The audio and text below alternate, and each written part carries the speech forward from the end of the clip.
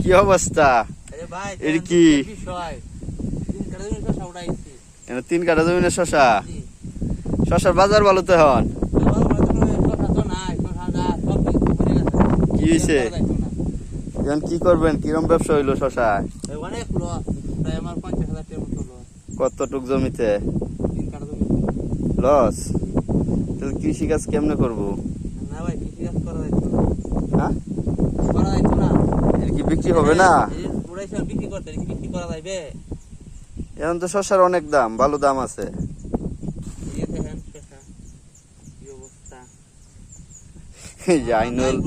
আইনুলের মাথা নষ্ট হয়ে গেছে, কি করব?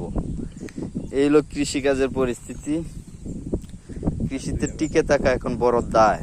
কৃষিকাজের থেকে মানুষ মুখ ফিরিয়ে নিচ্ছে অ্যাভেলেবেল।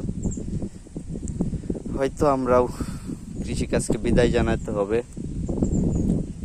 কেননা যে পরিস্থিতি কৃষিকাজের এমনই হবে। আর কিছু করলা তোলা হয়েছে,